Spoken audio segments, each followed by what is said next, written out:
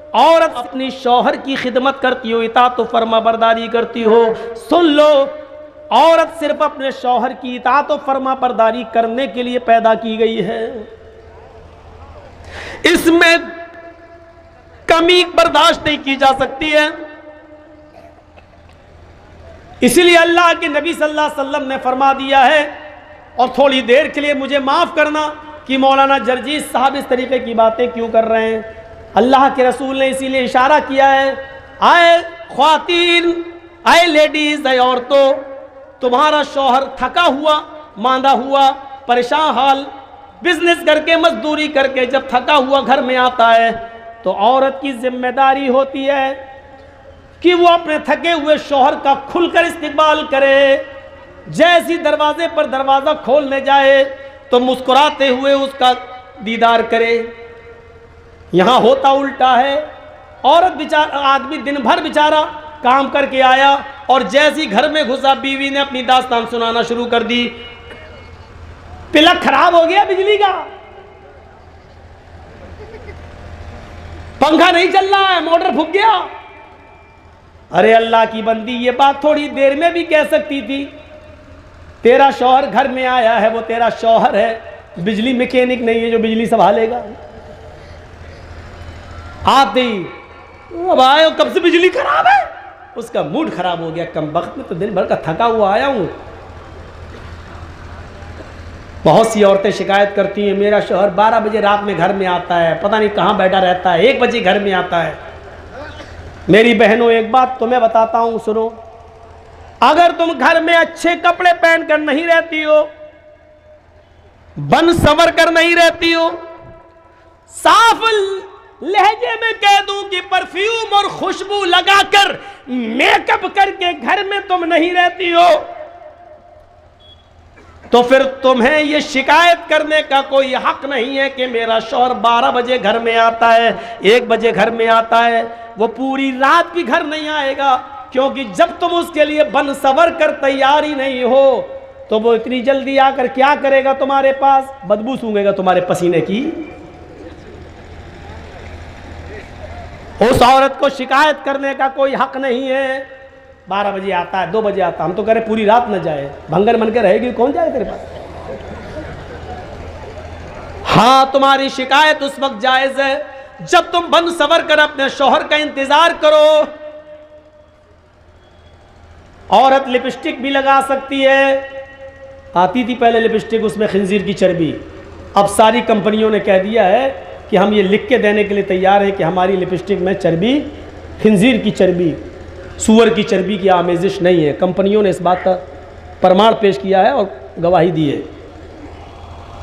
अगर कन्फर्म हो कि सूअर की चर्बी है तब तो नहीं लगा सकती है, लेकिन नहीं है तो लगा सकती है। और शौहर के लिए बाहर नहीं, बाहर जा रही लिपस्टिक लगा के पता नहीं, ऐसा लगता है जैसे किसका खून पी के आ रही हो। अपने घर में रहो, आदमी ज़्यादा से ज़्यादा यही समझेगा ना घर की अपने आदमी का खून पिया, वो तो पियो, वो तो रोज़ पी रही हो, तो कोई फर्क नहीं पड़ता। अपने अगर आपका शौहर लिपस्टिक को पसंद करता है तो आप घर में लिपस्टिक लगा सकती हैं, क्रीम पाउडर लगा सकती हैं, रंग जाहिर हो ऐसा मेकअप आप इस्तेमाल कर सकती हैं। मर्द की जीनत, मर्द की खुशबू वो है जिसका रंग जाहिर ना हो, खुशबू उठे, खुशबू उठे, ये मर्द की जीनत है। क्या है? रंग जाहिर ना हो। मसलन मर्द लिपस्टिक नहीं लगा सकता, लेकिन खुशबू खूब लगाए, जितनी लगा सकता, जन्नतुल फिरदौस लगाए, ऊद लगाए, कस्तूरी लगाए, ये लगाए, खुशबू उड़ रही हो, मर्द लगा सकता है, लगा के कहीं भी जा सकता है। लेकिन औरत खुशबू लगा के घर से बाहर नहीं निकल सकती है। लेकिन औरत की जीनत उस मेकअप में है जिसका रंग जाहिर हो और खुशबू दबी हुई हो, खुशबू दबी हुई हो और रंग जाहिर होगा। लिपस्टिक लगाएगी तो रंग जाहिर होगा, क्रीम पाउडर लगाएगी तो रंग जाहिर होगा। ये औरत का मेकअप है। लेकिन औरतों, मेरी माँ बहनों, ये सारे हथियार सिर्फ अपने शौहर पर इस्तेमाल कर सकती हो, किसी दूसरे गरीब इंसान पर नहीं। वो तो मर जाएगा बेचारा, शौहर को मारो।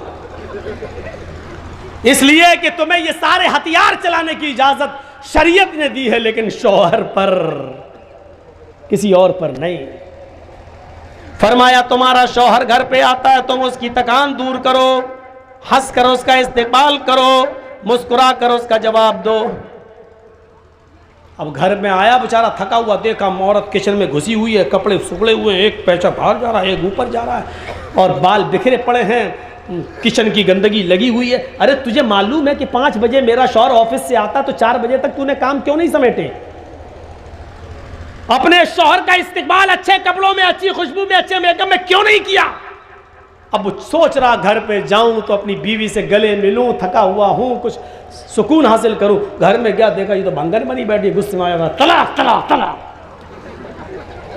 इससे तो अच्छा मेरी ऑफिस वाली थी, कम से कम बंठन के बैठी थी। फिर वो देर से आएगा तुम्हारे घर, क्यों आएगा? 10-9 बजे क्यों बैठेगा तुम्हारे पास?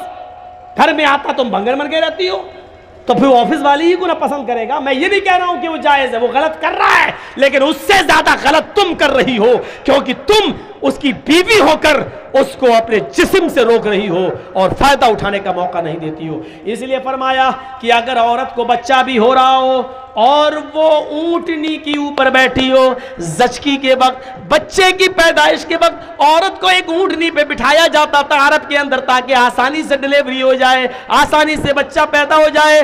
फरमाया अल्लाह के नबी ने, अगर तुम उस ऊंटनी पर भी बैठी हुई हो और तुम्हारे बच्चे का डिलीवरी का वक्त करीब हो और इस हाल में तुम्हारा शौहर हम बिस्तरी के लिए तुम्हें बुलाए, तुमसे वो ये चाहे कि हम अपनी बीवी से फायदा हासिल करें, तो आए औरत, तुझे उस वक्त भी अपने शौहर के पास जाना पड़ेगा, इसलिए कि उसके दिल में लगी हुई आग को तेरे अलावा कोई बुझा नहीं सकता है। अगर उसके दिल की आग को तूने नहीं बुझाया तो तेरा शौहर गलत काम में पड़ सकता है, इधर उधर जा सकता है, उसके खिरमन में आग लग सकती है, वो गलत रास्ते पर जा सकता है। फरमाया कि औरत को इस हाल में भी अपने शौहर के पास आना पड़ेगा और इस पोजीशन में भी वो अपने शौहर को अपने जिस्म से नहीं रोक सकती हो। सुन लो, अल्लाह के नबी फरमाते हैं, अगर तुम चूल्हे पर भी बैठी हो, रोटियां पका रही हो, आग जल रही हो, रोटी जलती है तो जल जाने दो, अगर तुम्हारा शौहर तुम्हें बुलाता है कि तुमसे कुछ फायदा हासिल करे, तो तुम चूल्हे को छोड़कर, रोटियां पकाना छोड़कर अपने शौहर के पास जाओगी, उसके अरमान को पूरा करोगी, उसके दिल के मकसद को पूरा करोगी। इसमें ना नू नहीं होना चाहिए। मेरी मां बहनों, ये तुम्हारा घर बनाने के लिए मोहम्मद रसूलुल्लाह ने इस हद तक इजाजत दी है, इस हद तक हुक्म दिया है औरतों को, ताकि तुम्हारा भी घर बना रहे और उसका भी घर बना रहे और वो दूसरी तरफ न भटकता फिरे। शौहर की इताअत और फर्मा बरदारी हर हाल में जरूरी है। यहां तो शौहर की इताअत होती है, शौहर की। अल्लाह के रसूल अपनी बीवी की तारीफ कर रहे हैं, आयशा सिद्दीक़ा की, तो आयशा भी तारीफ कर रही हैं। और इधर तो हाल ये होता है कि औरतें जल्दी तारीफ करती नहीं है शौहर की। जिंदगी भर नाजो नेमतों से पालता रहा हो, एक मर्तबा उसकी आप मर्जी के खिलाफ काम कर दीजिए, या एक मर्तबा थोड़ा सा उसको पैसा वैसा कम मिल जाए, तो क्या कहेगी, जिंदगी में कभी सुकून मिला है तुम्हारे घर? पूरी जिंदगी पे पानी फेर देगी आपकी, पूरी जिंदगी में पानी फेर देगी, पूरी जिंदगी में। सुना हो किस्सा, एक पीर साहब थे, उनकी बीवी उनको पीर ही नहीं मानती थी। अब तेरे जैसे 336 पीर रोज देखती हूँ। अब एक बार उस औरत ने देखा कि आसमान पर एक पीर साहब उड़ रहे हैं, मुसल्ला हवा में बिछा हुआ है और उस पर खड़े होकर नमाज पढ़ते हुए जा रहे हैं। तो औरत ने अपने शौहर से कहा, एक तुम पीर बने फिरते हो, आज मैंने पीर देखा है। देखा है? कहाँ? आसमान में। कैसे देखा? का मुसल्ला बिछाया था। अच्छा, हवा में उड़ रहा था। बीवी ने कहा, हाँ तुम्हें कैसे मालूम? नमाज पढ़ रहा था ना। हाँ, हवा में उड़ रहा था ना। हाँ, वो मैं ही तो था। उसका शौहर बोला, वो मैं ही तो था। बीवी झट से कहती, हाँ मुझे लगा कि तुम थे। कहा क्यों? कहा इसीलिए तो टेढ़े टेढ़े उड़ रहे, तो उड़ना नहीं आ रहा था तुम्हें, फिर कभी निकाल दी। अभी तक उसकी तारीफ कर रही थी, जब सुना कि ये कह रहा कि वो मैं ही तो था, तो कह दी तभी तो टेढ़े टेढ़े उड़ रहे थे। और एक मुरीद ने अपने पीर को ख्वाब में देखा कि जन्नत में घूम रहे हैं, 70 हूरों के बीच में बैठे हुए हैं। हमारे पीर साहब जन्नत के शहद और दूध की नहरों में गोते लगा रहे हैं। सुबह आँख खुली उनकी, कहने लगे अपने पीर साहब को जाके खुशखबरी सुना दूँ। कि अरे तुम तो जन्नती आदमी हो। जैसे ही पीर साहब गए, पीर साहब के घर मुरीद गया, उसने दरवाजे को दस्तक दी तो क्या देख रहा, अंदर आवाजें आ रही हैं, तड़ा तड़ तड़ा तड़। उसने झांक के देखा, शायद पीर साहब पिट रहे हैं। उसने